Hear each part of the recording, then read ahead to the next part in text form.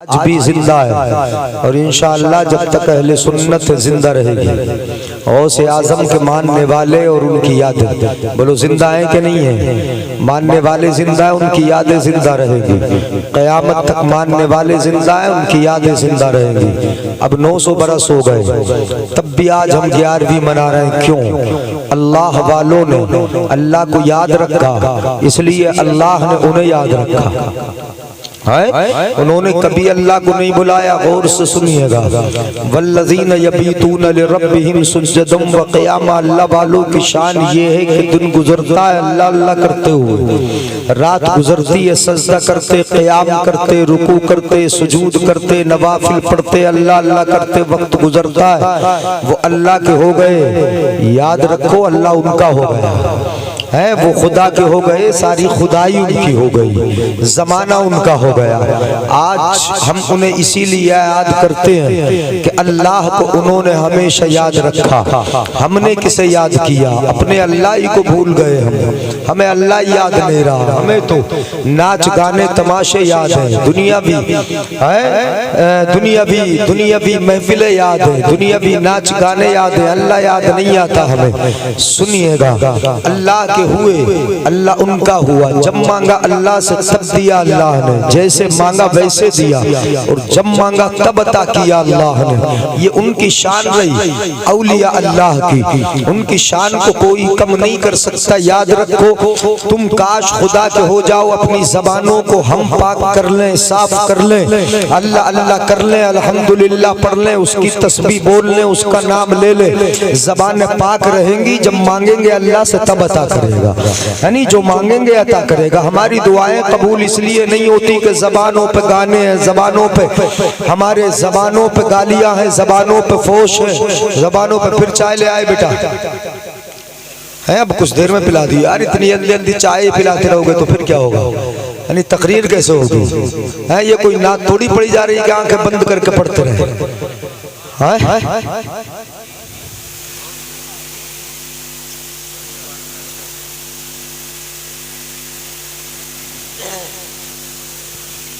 सुने गौर से, मैं गौसे आजम को सुनाऊंगा क्यों याद रखा तुमने। उनकी ज़बानें पाक है, अल्लाह अल्लाह करके ज़बानों को पाक कर लिया। हमें गाली बकने से फुर्सत नहीं है, हमें गानों से फुर्सत नहीं, हमें गीबतों से फुर्सत नहीं, हमें चुगलियों से फुर्सत नहीं, हमें एक दूसरे की बुराई करने से फुर्सत नहीं। ज़बान पाक साफ कैसे होगी? हमारी ज़बानें तो पाक उस वक्त होंगी जब ज़बानों पे अल्लाह अल्लाह हो, तभी है। अल्लाह को याद तो करते हैं, कभी ये भी याद रखा कि हमें गौसे आजम, हम गौसे आजम का जिक्र क्यों करते हैं? आज तक क्यों उनके चर्चे हैं? 11वीं क्यों हो रही उनकी? क्यों यादें मनाई जा रही? ये भी याद रखा तुमने। अल्लाह वालों को याद रखा, उनकी जिंदगी को भी याद रखो, है उनके कारनामों को याद रखो, उन्होंने जो किया उसे याद रखो। मेरे आका इरशाद फरमाते हैं, सुनो हदीस पाक सुना रहा हूं, तवज्जो है कि नहीं है? हाँ, आप अगर सुस्त पढ़ोगे तो फिर डोज बदलना पड़ेगी हमें, इसलिए तकरीर सुनो। है वो डोज न बदलवाओ कि जिसमें मुस्कुराने के लिए हम मजबूर करें आपको। सुनो, आका इरशाद फरमाते हैं, रुब्बा रजुलिन अशअसा अगबरा वजहिन लौ अक़समा अलल्लाहि लअबर्रा। आका इरशाद फरमाते हैं, कितने ऐसे होते हैं कि उनके बाल बिखरे, चेहरा परागंदा है, कपड़े फटे पुराने हैं। अगर पास में बैठो तो पास में बैठना पसंद न करो, मुंह से राल टपके करीब में बैठना पसंद न करो, कपड़े भी फटे पुराने हैं। परवरदिगारे आलम किसी के कपड़ों को नहीं देखता, लिबास को नहीं देखता, उसके बालों के बिखरा होने को नहीं देखता, उसके जिस्म की बनावट और साख्त को नहीं देखता। परवरदिगारे आलम उसके दिल को देखता है, उसकी ज़बान को सुनता है। क्या होता है? कितने कितने ऐसे होंगे, बाल बिखरे हैं, कपड़े फटे पुराने हैं, मगर शान ये है, लौ अक़समा अलल्लाहि लअबर्रा। अगर अल्लाह की कसम खा के अल्लाह से कुछ मांग ले तो अल्लाह उनकी की बात को रद्द नहीं करता, पूरा फरमा देता है लौटाता नहीं। रब ज़बान की लाज रखता है, इसलिए कि ज़बानों को उन्होंने पाक कर लिया, वो अल्लाह के हुए, अल्लाह उनका हो गया, सारी खुदाई उनकी हो गई, सब कुछ उनका हो गया। तवज्जो चाहूंगा, ये गौसे आजम भी है, औलिया अल्लाह, आम औलिया अल्लाह की ये शान है कि वो अल्लाह अल्लाह करते हैं। तो फिर सरकार गौसे आजम का मकाम क्या होगा, कितना बड़ा मर्तबा होगा। वो तो वलियों के सरदार बन के आए, मादरजाद वली बन के आए। जरा सुनिएगा कैसे वली है गौसे आजम। सैकड़ों साल पहले इमाम अबुल हसन अस्करी ने अपने एक मुरीद को मुसल्ला दिया था, कहा था, सुनिएगा तवज्जो से, मुसल्ला दिया मुरीद को और मुरीद से कहा कि मेरे इस मुसल्ले को हिफाजत से रखना है, यानी रखते रहना, इस मुसल्ले को महफूज रखना। जब तुम्हारा आखिरी वक्त आए तो इस मुसल्ले को किसी और को दे देना, जब उसका आखिरी वक्त आए वो किसी और अच्छे नेक इंसान को दे दो। इसी तरीके से ये मुसल्ला चलता रहे, यहाँ तक के 5वीं सदी आ जाए। 5वीं सदी में कस्बा जीलान के अंदर एक अब्दुल कादिर नाम के शेख पैदा होंगे, उनको ये मेरा मुसल्ला पहुंचा देना, और वो इतनी बड़ी शान वाले होंगे कि मैं कई सौ बरस पहले होकर उनकी बशारत दे रहा हूँ, और मेरा सलाम उनको पेश कर देना, मेरा सलाम भी पेश कर देना। वो इतने अजीम होंगे, मतलब जिनके आने की खुशखबरी पहले वली दे रहे हैं। जैसे हमारे नबी आए तो हमारे नबी के आने की खुशखबरी हजरत आदम ने दी है, हजरत शीश ने दी है, हजरत नूह ने दी है, हजरत शीश ने दी है, हजरत यहया ने दी है, हजरत ज़करिया ने दी है, हजरत इब्राहिम ने दी है, हजरत इस्माइल ने दी है। अपने नबी के आने की खुशखबरियां तमाम नबी अपने अपने दौर में सुनाते रहे। ऐसे ही सरकार बगदाद के आने की खुशखबरियां आपसे पहले वली अपने अपने दौर में सुनाते रहे। मतलब ये हुआ कि जिस शान से वो नाना आया, उसी शान से ये नवाब आया। ये नारे तकबीर, नारे रिसालत, मसला के आला हजरत मुफ्ती जलील साहिब क़िबला, नारे तकबीर, नारे रिसालत, माशाअल्लाह सुभान अल्लाह। बहुत न नाना के आने का जवाब है, न नवासे के आने का जवाब है, नबी के आने की खुशखबरी दे रहे। हजरत गौसे आजम की खुशखबरी जुनैद बगदादी सुना रहे हैं, बता रहे हैं कि एक बच्चा आएगा 5वीं ईस्वी में, 5वीं हिजरी में। वो बच्चा कैसा होगा, कहते मौलदहू मिन गीलान, जो पैदा होगा कस्बे जीलान में। व मामूरन बिअन यकूल क़दमी हाज़िही अला रक़बत कुल्ल वलिय्यिल्लाह। कई सौ बरस पहले हजरत जुनैद बगदादी कह रहे हैं कस्बे जीलान में बच्चा होगा, नाम उसका अब्दुल कादिर होगा, गौसे आजम उसको कहा जाएगा। वो ऐसा बच्चा होगा कि मस्जिद के मिंबर पर खड़े होकर ये ऐलान करेगा, क़दमी हाज़िही अला रक़बत कुल्ल वलिय्यिल्लाह, मेरा ये कदम होगा और तमाम औलिया अल्लाह की गर्दनें होगी। माशाअल्लाह माशाअल्लाह, बहुत खूब हज़रत, बहुत खूब माशाअल्लाह। सुभान अल्लाह नहीं बोलोगे मुझे लग रहा है जी, सुभान अल्लाह सुभान अल्लाह सुभान अल्लाह। ऐसा तो नहीं कि वाक़यात या फिर हंसी की बातें सुनने के आदि हो, ऐसा तो नहीं है ना। मैं तकरीर सुनाने की कोशिश कर रहा हूँ, सुनिएगा, इतनी गौर से सुनो आप कि बिल्कुल एक एक बात समझ में आ जाए। मगर जहाँ समझ में आए वहाँ सुभान अल्लाह जरूर बोलो, जहाँ समझ में आए। जुनैद बगदादी कई सौ साल पहले बोल रहे हैं, वो कीलान में पैदा होगा, अब्दुल कादिर नाम होगा, गौसे आजम उसको कहा जाएगा। वो ये ऐलान करेगा कि मेरा कदम हर वली की गर्दन पर है, हर वलिया की गर्दन पर है। उसका मर्तबा इतना ऊंचा होगा, इतना ऊंचा होगा कि सहाबा के अलावा, अइम्मतुल हुदा के अलावा सारे वलियों की गर्दनों पर उसका कदम होगा, इतना बुलंद बाला होगा। गौसे आजम के बारे में पहले से खुशखबरियां मिल रही है, कितने वलियों ने खुशखबरियां सुनाई।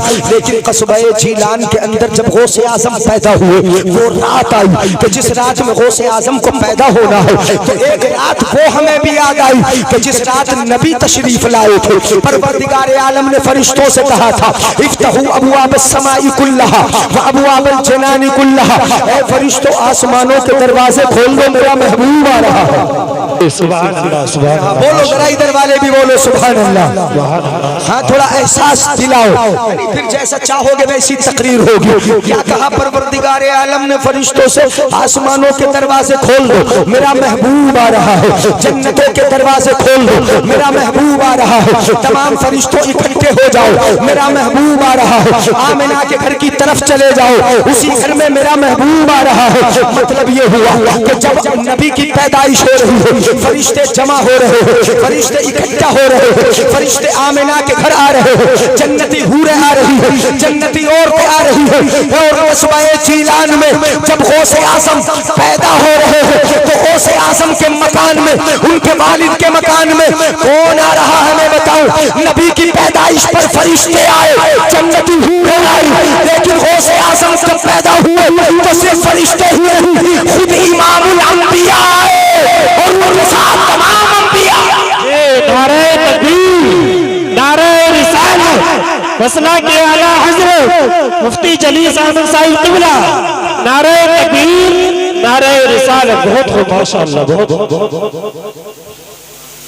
आ रहा है समझ में कुछ?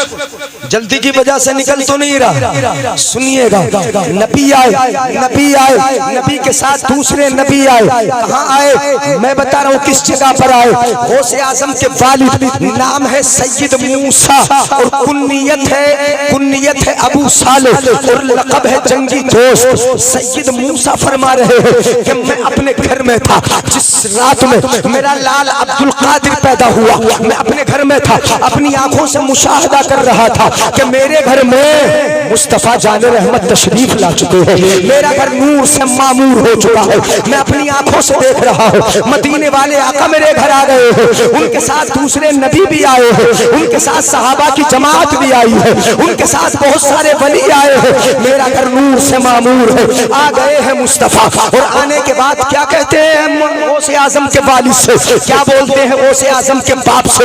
उसको सुनो, ईमान ताजा होगा। नबी आए, मेरे नबी आते कहते हैं गौसे आजम के बाप से क्या कहते हैं? आताक या अबा साले, आताक अल्लाहु इब्नन, ए अबू साले, अल्लाह ने तुझे बेटा दिया। बेशक सुभान अल्लाह, बोलो जरा सुभान अल्लाह। यानी क्या कहा? आताक अल्लाहु इब्नन, अल्लाह ने तुझे बेटा दिया, बेटा दिया, तेरे घर में बेटा पैदा हुआ है। ये मेरे आका ने बशारत की खुशखबरी सुनाई, नफैत जाफिजा सुनाई कि तुम्हारे घर में बेटा आया है, ये सुनाया। और फिर आगे कहा मेरे नबी ने, आताक अल्लाहु इब्नन फहुवा इब्नी व महबूबी व महबूबुल्लाहि तआला व सयकूनु लहू शानुन कशानी व सयकूनु लहू शानुन बैनल औलियाई वल अक़ताब कशानी बैनल अंबियाई वर रसूल। मेरे आका फरमाते हैं अल्लाह ने तुम्हें बेटा दिया। ए अबू साले सुनो, रब ने जो तुम्हें बेटा दिया वो तुम्हारा ही बेटा नहीं, वो मेरा बेटा है। जी सुभान अल्लाह, बहुत खूब। नबी कहते हैं वो बेटा तुम्हारा ही नहीं है, वो बेटा मेरा बेटा है। वो इब्नी, वो मेरा बेटा है। और बेटे तो सब होते हैं, सपूत भी, कपूत भी, फरमा बरदार भी, नाफरमान भी। जी जी हक होते बेटे हैं, बाप का बेटा सपूत भी है, कपूत भी है, फरमा बरदार भी है, नाफरमान भी है, नेक भी है, बुरा भी है, हर किस्म का बेटा है। लेकिन मेरे आका फरमाते फहुवा इब्नी व महबूबी, वो मेरा बेटा है और मेरा लाडला बेटा है। जी सुभान अल्लाह, बोलो यार सुभान अल्लाह। है कैसा बेटा है? मेरा बेटा है और मेरा लाडला बेटा है, लाडला बेटा, प्यारा बेटा, मेरा प्यारा बेटा है। वो महबूबी, मेरा महबूब है। नबी कहे मेरा महबूब है तो जो नबी का महबूब होगा वो अल्लाह का महबूब होगा कि नहीं होगा? बोलो जरा जल्दी से। जी जी होगा कि नहीं होगा? जो नबी का महबूब होगा वो अल्लाह का महबूब होगा। जो नबी को पसंद हो वो अल्लाह को पसंद हो। जिसमें नबी की रजा है उसमें खुदा की रजा है। जो नबी चाहते हैं वही खुदा चाहता है। इसीलिए आला हजरत फरमाते हैं सहे इज्जत इत्तिलाए मोहम्मद कहे अर्श हक शेर पाए मोहम्मद। खुदा की रजा चाहते हैं दो आलम और खुदा चाहता है रज़ाए। सुभान अल्लाह, नारे तकबीर, नारे रिसालत, मसला के आला हजरत मुफ्ती जलीस अहमद साहिब क़िबला, नारे तकबीर, नारे रिसालत बहुत खूब बहुत माशाअल्लाह। ज़हे इज्जतो इत्तलाए मोहम्मद कहे अर्श हक ज़ेरे पाए मोहम्मद। खुदा की रज़ा चाहते हैं दो आलम, खुदा चाहता है रज़ाए मोहम्मद। जरा सुनते जाएं, सीरत गौसे आज़म पर लेके चलता हूँ। सुनिए, मैंने बिल्कुल शुरू से इख्तियार कर लिया है, जहाँ तक सुन सकोगे वहाँ तक सुनाऊंगा। मेरे आका ने फरमाया वो महबूबी वो महबूबुल्लाह ताला, वो मेरा भी महबूब है और अल्लाह ताला का भी महबूब है, बेशक अल्लाह का भी महबूब है। इसीलिए गौसे आज़म को हम कहते हैं महबूब सुबहानी। जी जी हक बात। क्या बोलते हैं गौसे आज़म को? महबूब सुबहानी। इतनी सुस्ती से बोलना यार, इधर वाले बच्चे। महबूब सुबहानी, कुतुबे रब्बानी, जी गौसे समदानी, पीरे लासानी, सय्यदुना अश-शेख मुहय्यिद्दीन अब्दुल कादिर जीलानी। ये कहा जाता है गौसे आज़म को कुतुबे रब्बानी है, महबूब सुबहानी है। क्या कहा? महबूब रब्बिल आलमीन, वो रब्बुल आलमीन के महबूब है, वो अल्लाह के महबूब है, महबूब सुबहानी है। नबी ने फरमाया मेरे भी महबूब है और अल्लाह के भी महबूब है। वसयकूनु लहू शानुन, अन करीब उसका मर्तबा वलियों में इतना ऊंचा होगा। जो तुम्हारे घर बेटा हुआ है ना, उसका मर्तबा वलियों में इतना ऊंचा, ऐसा ऊंचा होगा, कुतुबों में ऐसा ऊंचा होगा, अब्दालों में इतना ऊंचा होगा, अखवास में इतना ऊंचा होगा। जैसे मेरा मर्तबा नबियों में ऊंचा है, जैसे रसूलों में ऊंचा है, ऐसे ही उसका मर्तबा वलियों में ऊंचा है। मैं तमाम नबियों में ऊंचा हूँ और मेरा बेटा तमाम वलियों में ऊंचा। जी सुभान अल्लाह, माशाअल्लाह, बहुत खूब बहुत खूब, माशाअल्लाह माशाअल्लाह, बहुत खूब। ये तो नबी का फरमान मैंने बताया आपको। किसका फरमान बोलो? नबी का फरमान। नबी का फरमान है। नबी अकरम ने फरमाया इतना ऊंचा है मेरा बेटा। गौसे आज़म पैदा हुए, सुनिएगा, गौसे आज़म के कांधे पर कदम का निशान मुस्तफा के कहाँ है बोलो? किसका निशान है? सुभान अल्लाह, नबी के कदम का निशान है। और जब कांधे पे होगा तो गर्दन के करीब होगा कि नहीं होगा? और ये कब बना? जब सरकार मेराज को तशरीफ ले जा रहे थे, सरकार गौसे आज़म ने आलम अरवाह में रूहों की दुनिया में अपना कांधा पेश किया। आका नाना मेरे कांधे पे पैर रख लो, अर्श पे चढ़ जाओ। सुभान अल्लाह तो बोले जी सुभान अल्लाह सुभान अल्लाह। अरे हाँ, मेरे कांधे पे पैर रख लो और चढ़ जाओ अर्श पर। आका कांधे पे पैर रखते हैं, अर्श पर चढ़ते हैं। उस कदम का निशान उस वक्त जाहिर हुआ जब आप पैदा हुए। मतलब ये कि आपके कांधे पर मुस्तफा के कदम पाक की मोहर लगी थी, मोहर लगी थी। आका का कदम अपने कांधे पर सरकार गौसे आज़म ने ले लिया तो नाना जान ने ये मर्तबा दिया, ये मकाम दे दिया है, ये मकाम दिया, ये मर्तबा दिया, ये मर्तबा दिया कि तूने मेरा कदम अपने कांधे पर लिया। गौर से सुनिएगा, अगर समझ में आए तो सुभान अल्लाह बोलना। मेरे आका ने ये मर्तबा दिया, ऐ गौस मेरे लाडले बेटे, तूने मेरा कदम अपने कांधे पर लिया, निशान बन गया। अब तुझे ये मर्तबा देते हैं कि कदम तेरा होगा, गर्दने वलियों की होगी। तूने मेरा कदम ले लिया है, अब हर वली तेरा कदम अपनी गर्दन पर ले ले। बेशक सुभान अल्लाह सुभान अल्लाह। अल्लाहु अकबर अल्लाहु अकबर। या रसूल अल्लाह या रसूल अल्लाह, नहीं छोड़ेंगे नहीं छोड़ेंगे नहीं। इंशाअल्लाह इंशाअल्लाह। बहुत अच्छा नारा लगाया। बुजुर्गों में जवानी है और जवानों में बुजुर्ग भी है, यानी या उल्टा है। मैंने देखा बुजुर्गों में जवानी। अल्लाह ताला ये दुआ तो तमन्ना के तौर पर जाहिर की जाती है, लअल्ल शबाब यऊद, काश जवानी लौट आती। हर एक बुजुर्ग को तमन्ना होती है काश जवानी लौट आती, लौट आती। अल्लाह ताला दीन के मामले में जवान रखे और हमारे जवानों को नौजवान रखे, हमारे बच्चों को बिल्कुल नया जवान रखे। परवरदिगार आलम सब दीनदार है। सुने गौर से, मैं सरकार गौसे आज़म की शान बता रहा हूँ। कदम का निशान है। जिस रात पैदा हुए, अब जरा सुने, सरकार आए तो परवरदिगार आलम ने जितनी औरतें हमल से थी, सरकार की पैदाइश की रात बच्चे पैदा किए, सबको लड़का दिया। ये सुना होगा आपने? नबी की पैदाइश की खुशी में जितनी औरतें सबको लड़के पैदा हुए, लड़के घर में लड़की के मुकाबिल लड़का अगर पैदा हो तो खुशी दोगुनी होती कि नहीं होती है?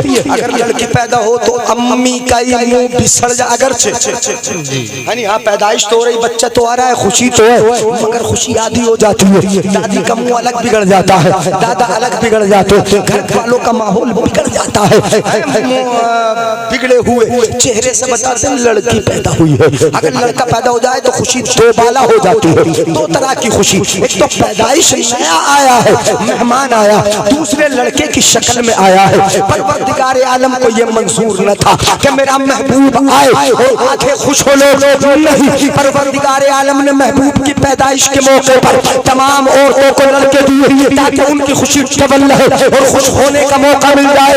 ऐसे ही सरकार गौसे आज़म जब कस्बे जीलान के अंदर पैदा हुए तो जीलान में 1100 औरतों के बच्चे पैदा हुए, लड़की भी हो सकती थी, लड़के भी हो सकते थे, मगर गौसे आज़म का करम ये हुआ कि कस्बे जीलान में जितने बच्चे पैदा हुए परवरदिगार आलम ने सबको लड़का बना के पैदा किया। जी सुभान अल्लाह माशाअल्लाह, बहुत खूबसूरत। क्या बना के पैदा किया? बोलो, लड़का बनाकर पैदा किया, लड़का बना के पैदा किया। सब लड़के हुए और लड़के भी कितने कस्बे जीलान में 1100। जी बेशक सुभान अल्लाह। कितने लड़के? 1100, 1200 नहीं, 1000 नहीं, 1200 नहीं, 1000 नहीं, कितने? 11। कितने? फिर जोर से बोलो, कितने? 1100 हुए। 1100 ही क्यों हुए? 1100 110 आप बना दो, 00 हट जाए तो 11 ही तो बचता है, और उस पर लिखा तो 11 ही जाएगा, चाहे 1100 हो या 11,000 हो या 11 लाख हो, कितने भी हो 11 बनेगा। मतलब ये हुआ कि 11 का अदद तो अल्लाह ने मखसूस कर दिया है गौसे आज़म के साथ। जब जब 11 आती है सरकारे बगदाद याद आ जाते हैं, और एक दिन आगे बढ़ा लो, जब 12 याद आती है तो मदीने के ताजदार याद आ जाते हैं। नारे तकबीर, नारे रिसालत, मसला के आला हजरत मुफ्ती जलीस अहमद साहिब क़िबला, नारे तकबीर, नारे रिसालत, बहुत खूब माशाअल्लाह। बोलो, कितने बच्चे पैदा हुए? 1100 बच्चे कस्बे जीलान में आए और सबके सब लड़कों की शक्ल में आए। 1100 आए, सबके सब लड़के। अब अगली बात बता रहा हूँ, ईमान ही ताजा होगा और उसका बारीक नुक्ता बताऊंगा तो और जल्दी समझ में आएगा। सुनो नौजवानों, तुम भी सुनो जरा, एक दूसरे के बाल सही करने के बजाय जरा हमें देख लो, हनी इधर देख लो, तवज्जो से हाथ उठा के बोलो या रसूल अल्लाह, या रसूल अल्लाह। सुनो, तुम सुना करो नौजवानों, तुम हमारा मुस्तकबिल हो, फ्यूचर हो, तुम हमारा आने वाला वक्त हो, तुम्हें बहुत लंबी जिंदगी गुजारना है। तुम अगर सही से नहीं सुनोगे तो फिर तुम्हें आने वाला वक्त बड़ा सख्त मिलेगा, बड़ा खतरनाक वक्त मिलेगा। 1100 बच्चे परवरदिगार आलम ने दिए, लड़के दिए, लड़के अता हुए और सबको अल्लाह ने अपना वली बना के भेजा। जी कस्बे जीलान में 1100 लड़के और सब वली। अच्छा ये बता दूं वली क्यों बने? नाराज हो तो फिर बता देंगे, चलो इतने नाराज हो। कितने वली? 1100। गौसे आज़म वली, वो तो पैदा हुए, लेकिन उनकी पैदाइश की रात 1100 लड़के सबके सब वली। क्यों बनाए गए वली? मेरी समझ में जो नुक्ता आता है, नाकिस अक्ल में जो बात आती है वो मैं बता रहा हूँ। मेरा विज्ञान कहता है, मेरी अक्ल कहती है, सबको वली इसलिए बनाया कि जब कोई सरदार जाता है तो क्या अकेला चलता है? नहीं, समझ में आ रहा है तो सुभान अल्लाह तो तड़प कर बोल ही देते हैं। जब नुक्ता समझ में आया करे तो सुभान अल्लाह बोला करो। मैंने कहा नहीं, सरदार को अकेला थोड़ी चलता है, गौसे आज़म तो सरदार है वलियों के, तो फिर अकेले कैसे चलेंगे, अकेले कैसे आएंगे? हमने प्रधानमंत्री को चलते देखा तो पीछे 10-20 गाड़ियां चलती है, जब राष्ट्रपति को चलते देखा तो एक खास यूनिफॉर्म में उसके खिदमत गुजार चलते हैं, जब कोई मंत्री चलता है उसके पीछे 2-4 गाड़ियां चलती है। मतलब ये हुआ कि कभी सरदार अकेला नहीं चलता, सरदार के पीछे खिदमत गुजार जाते हैं। यही तो मेरे रब को मंजूर है कि वलियों का सरदार जब कस्बे जीलान में आ रहा है तो अकेला क्यों चले? जब वो चलेगा तो आगे आगे सरदार चलेगा और पीछे पीछे 1100 वली चलेंगे। सुभान अल्लाह, बहुत खूब, माशाअल्लाह माशाअल्लाह, सुभान अल्लाह।